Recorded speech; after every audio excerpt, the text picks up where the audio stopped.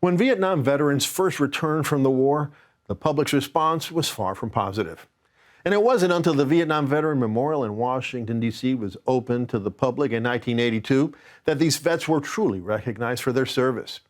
In November 1996, the Vietnam Veterans Memorial Fund launched The Wall That Heals, a program where a 250-foot replica of the famous memorial travels throughout the country to honor the 58,000-plus men and women who lost their lives in that conflict. And today, Vietnam vets are being honored with this replica, which is being escorted by over 300 veteran bikers. We spoke to some veterans about their reactions to this healing wall. We escorted the trailer down here with the Vietnam Wall.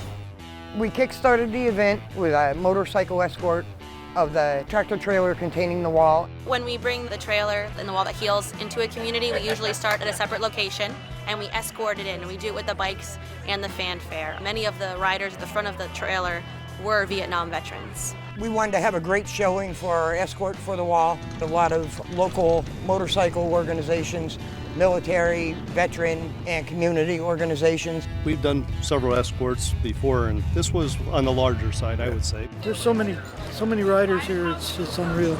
Every group that I contacted was more than willing and thrilled to help us.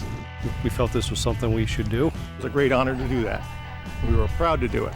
Everything was well coordinated. It was a really nice ride.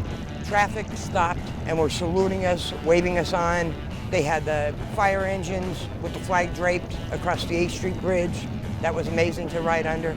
The state police were lined up saluting us. That was very overwhelming. Once we arrived here at the Legion, the mood of the bikers were amazing. It was a very emotional and moving event for all the riders. The American Legion here in Sawyer'sville, they're our hosts, and they were instrumental in getting us here, but there's also a lot of other American Legion groups, and that's great to see the community come out, not just one group, but many great groups come out. They had a vision. The American Legion riders here in this post had a vision of doing something huge for their community. And they said, let's bring the wall here. Let's bring the wall home. Wasn't that an awesome escort?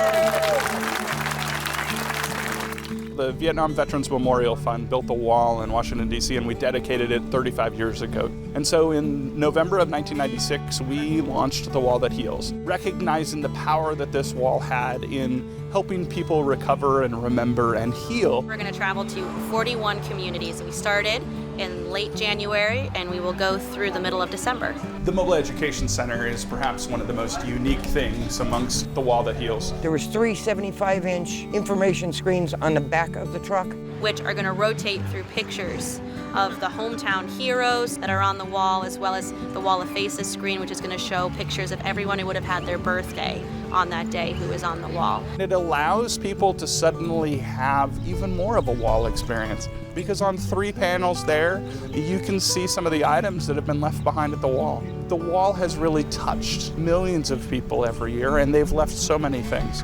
They're amazing because it's something personal that was left at the wall in Washington. Each one has its own little way of grabbing at you because it's something that was left by one veteran for another that lost his life there, that gave his all.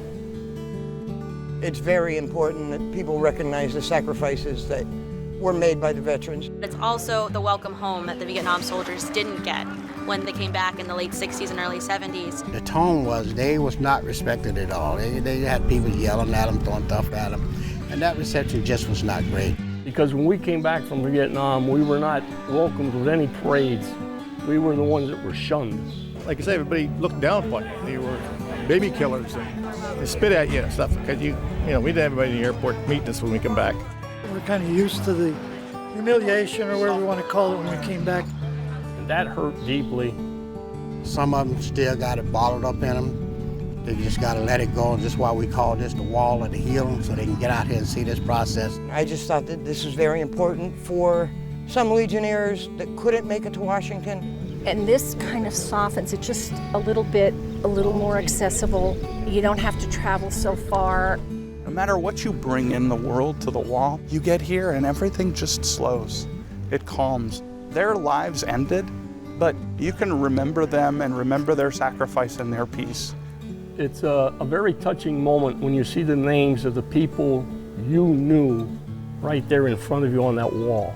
I wasn't sure how big the names were going to be, and they're really small, so that means there's a lot of names on here. Turn around and look at it. Every one of those panels has a lot of names on it. To see this many names and to really put in perspective how many men really lost their lives. I had 23 of my comrades named on that wall. They lost their lives in one night on that wall. It was a crew of 34, and I think he lost 25 of the 34. A lot of people were trying to do the right thing and just couldn't get back. It's a beautiful testament to all those who did serve in Vietnam, who gave their lives. I get a sense that it does heal. It might put the people that are still alive at ease that, you know, a guy that gave all that he knew is actually going to be remembered. They wanted to say hi to their comrades that were lost and just touch something tangible and say, I didn't forget you. If you lost a family member, I feel like it'd be really important to see all these people and to know that you are respected for all that you've done. There are so many people that are here that believe in what they did, and we appreciate what they did for us. Well, I spoke to quite a few of the veterans that came here to see it, and it touched everyone. It may be 50 years late, but it's still a welcome home, finally.